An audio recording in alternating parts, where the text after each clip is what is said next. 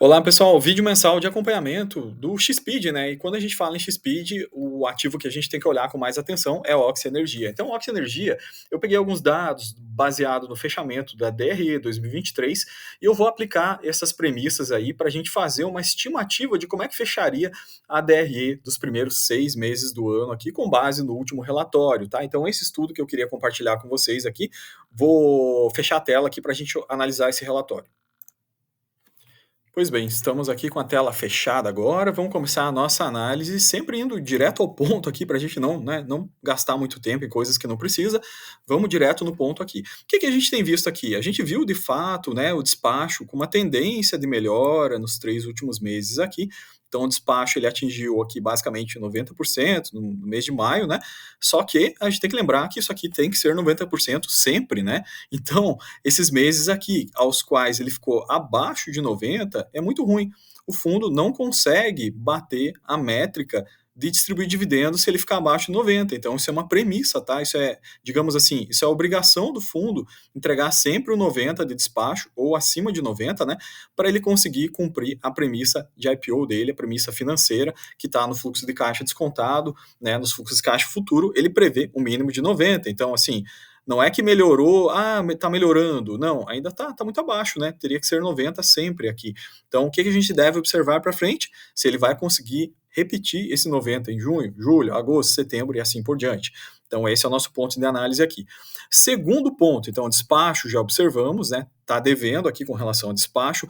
Vamos falar sobre DI, disponibilidade. O que é disponibilidade, né? Então, quando a gente trata em premissas industriais aqui, a questão da disponibilidade DI, ela vai ser sempre, né, as horas trabalhadas dos equipamentos aqui, né, horas trabalhadas, divididos pelas horas possíveis ou horas disponíveis aqui, né, para rodar. Então, quando a gente vê uma disponibilidade, né, aqui na faixa de 68%, isso é bastante preocupante também. Isso quer dizer que o equipamento ele teve aqui paradas incidentais, paradas operacionais, que reduziram justamente as horas trabalhadas dele, né? Qual que é a premissa de disponibilidade também que a gente tem lá no IPO desse produto aqui? Também é acima de 90%. Então a gente sabe que uma disponibilidade para equipamento industrial acima de 90% ela é adequada, né? Inclusive acima de 95 seria um benchmark para ele estar buscando, né? Mas não está atingindo. E olha, isso que é preocupante, né? Porque esses meses de disponibilidade baixa,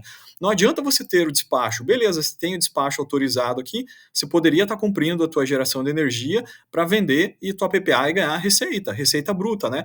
Só que aí, beleza, quando você consegue despachar, você não consegue produzir.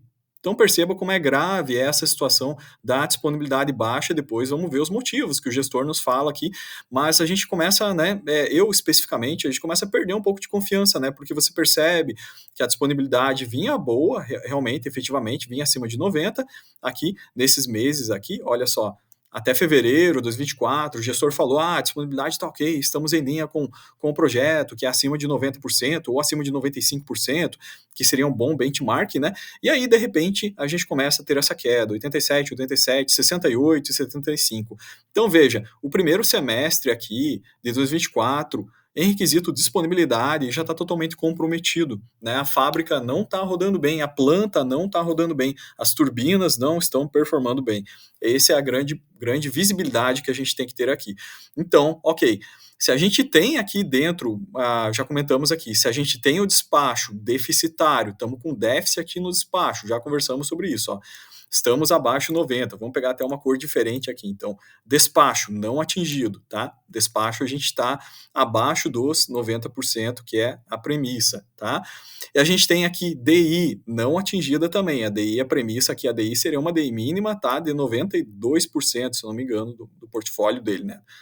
Tracei errado aqui, tá difícil aqui, pessoal. Vamos voltar aqui. Vamos pegar uma linha do 90%, mais ou menos aqui, tá? Então, beleza. DI, a gente teria que estar entregando, né? 92, 93%. DI abaixo também. Então, não entregou DI, não entregou disponibilidade, não entregou despacho. Então, consequentemente, acontece o quê?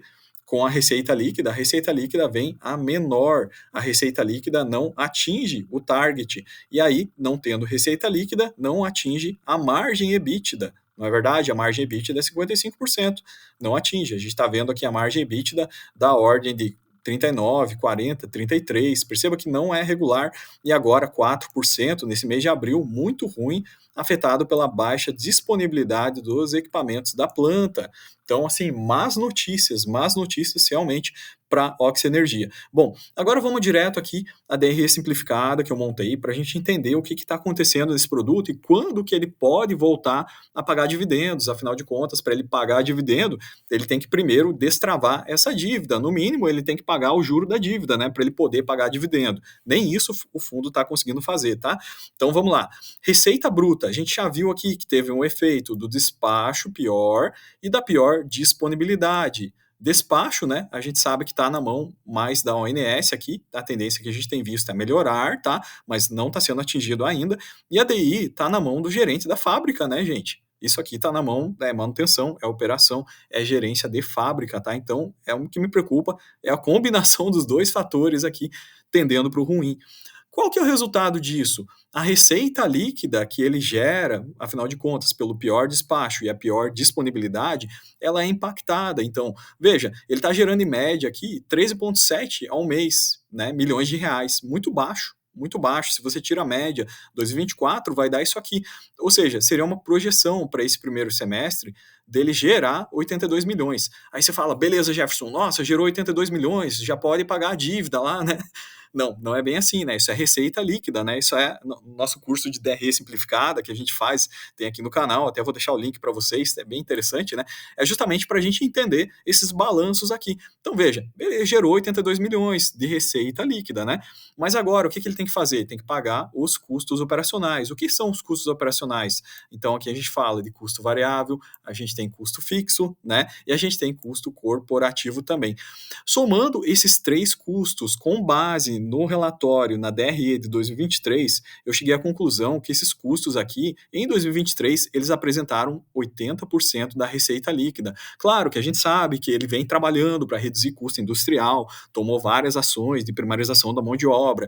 Talvez não seja 80% hoje, né? O fundo não nos informa isso aqui. Isso aqui a gente só vai saber no momento da DRE. Talvez isso caia para 70%, 60% da receita líquida, o custo operacional. Isso deve cair, tá? Mas eu trabalhei com a mesma premissa do ano passado, que é o dado que a gente tem em mãos 2023. Então, o que eu fiz aqui? Basicamente, eu apliquei tirei esse 80%, tá, da receita líquida, descontei ele aqui via custos operacionais e sobra o quê? Sobraria um EBITDA de 16 milhões apenas no semestre. Mas Jefferson, beleza, quanto que é a dívida? Bom, temos aqui a dívida está crescente. Temos hoje 572 milhões de endividamento líquido.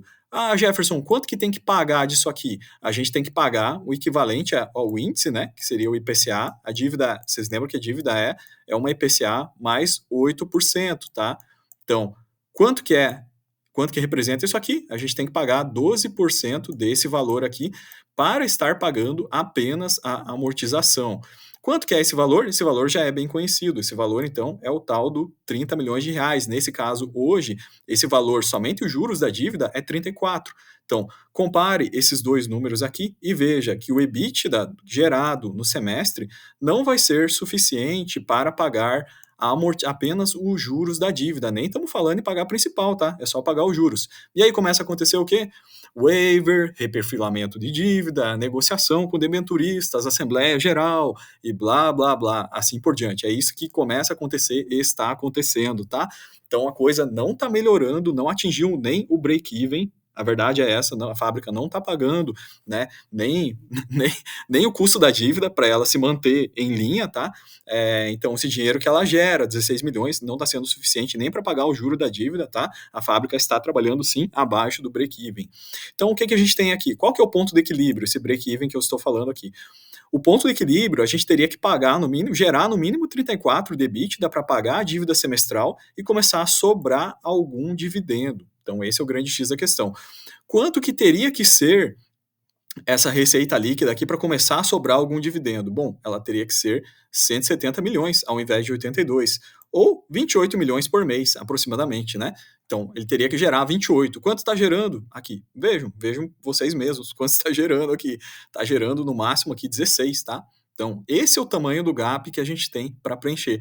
Eu espero que tenha ficado claro, eu tentei montar da forma mais simples possível para que a gente que é cotista aqui entenda realmente, né, quão grave é a situação desse produto aqui, tá? Então a Oxy, na minha opinião, não tem nenhuma visibilidade de que ela vá sair do atoleiro tão cedo, tá? A realidade é essa aqui, eu estou usando os termos aqui com o peso correto, não estou exagerando aqui, pessoal. Então vocês vejam que o problema realmente ele é iminente, a gente tem que começar a gerar sempre aqui acima de 90, então as premissas é o quê? Melhorar despacho, o despacho tem que subir aqui acima de 90% para a gente resolver a situação, e a disponibilidade tem que ficar acima do contratado, ficar possivelmente aqui em linha com 92%. Então precisa 92 aqui, precisa 90 aqui, para atingir a receita líquida de premissa lá, que vai dar os 25, 28 milhões aqui, para conseguir começar a pagar essa dívida. Então, é isso, pessoal. É isso que precisa para começar a gerar dividendo e sobrar dinheiro para os cotistas. Eu não vejo um cenário tão breve. Esse semestre já viu que já foi para baixo, tá? Esse semestre não vai conseguir. Próximo semestre, se continuar com esses níveis aqui, também não, tá? Então, essa é a visibilidade geral que eu queria passar para vocês todos da Oxy. Montei basicamente com base no gráfico aqui para a gente justamente explicar. E aí tem as explicações do gestor, né? Mas como eu não gosto de ler muito relatório, tudo isso que eu falei, vocês vão encontrar aqui, na verdade, na explicação do gestor. Ele não fala isso, tá? Ele vai falar só aqui as justificativas, mas justificativa para a gente não resolve muita coisa, né? Para a gente que é cotista.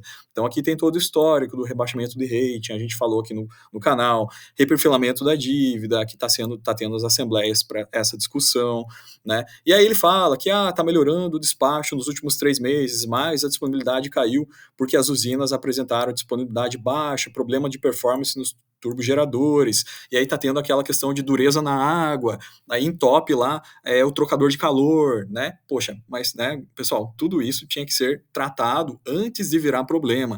Então aqui fica o meu disclaimer sobre a operação dessa planta, indo mais para o viés da engenharia, né? A gente sabe que tem muitas soluções para tratar a questão de dureza da água, às vezes não é o produto químico que você coloca lá para atacar. Hoje em dia a gente tem, né, tem produtos aí até para você tirar o íon cálcio da água, né? Antes que ele incruste as tubulações, trocadores de calor, que ele comece a gerar, de fato, problema no circuito aqui. Então, eu percebo um horizonte aqui bastante ruim, até eles conseguirem resolver esses problemas, continua perdendo muita rentabilidade, tá? Então, aqui a gente tem explicações justificativas, né? Mas, assim, tem ações, logicamente, para isso, mas o que eu falo para vocês é que tá no atoleiro ainda, tá? A situação não melhorou aqui. Então, ele fala sobre reperfilamento da dívida, assembleias gerais para renegociação aqui, enfim, tudo são coisas necessárias, né, para rolar, tirar essa pressão de caixa de curto prazo e rolar o problema mais para frente. Mas é imprescindível que ele cumpra, de fato, aqui o que foi negociado no IPO, né, o que está compromissado no IPO para que ele volte a entregar dividendos, que é 90% de despacho, acima de 92% de disponibilidade, aí ele vai chegar à meta dos 55 aqui, né, de margem EBITDA. Só assim para esse fundo voltar a distribuir. Então, é isso que a gente tem, né? Veja que os demais ativos é uma página, nenhum deles tem problema. O restante aqui é a transmissão, né? As PCHs com preço legal também de negociação. Veja que os outros ativos, eles são excelentes, né? Que são 70% do fundo, que está justamente segurando as pontas, né? Então, esse 70% por cento do fundo, que é representado por esses demais ativos aqui, né? Basicamente, ó, a transmissão, né, que a gente tem aqui, a geração hídrica, né, que a gente está olhando esse lado aqui do gráfico aqui, basicamente tirando a Oxy, né, é isso que está fazendo segurar essa geração aqui de 70 centavos, né, então basicamente é isso que está garantindo o pagamento de 70 centavos para o cotista. Eu não contaria com nada muito maior que isso, porque vocês viram que o caso da Oxy parece que vai demorar mais para resolver. Não estou dizendo que é um caso insolúvel, né, mas precisa melhorar essa disponibilidade, precisa trazer para cima de 90% para os benchmarks, que é 95%, e precisa garantir o despacho acima de 90% para que a Oxy volte a resolver a dívida e depois vai voltar a pagar. Esse ano, na minha visão, a gente não vai ter nenhuma novidade realmente positiva da Oxy face ao cenário que já vimos aqui no primeiro semestre, tá? Então, com isso, o fundo está negociando descontado, a gente já falou com isso, né? IPCA mais 14, a cota hoje R$ 70, mais ou menos, né? Daria aí um IPCA mais 13,3, basicamente esse é o nível de desconto que a gente tem no produto face a tudo isso que a gente viu aqui, tá? Então, a solução do problema está aqui, está em melhorar a operação e manutenção da planta para que garanta uma disponibilidade dos equipamentos acima de 92 e também o nível de despacho acima de 90. Vídeo de hoje era isso. Grande abraço para vocês. Fiquem com Deus.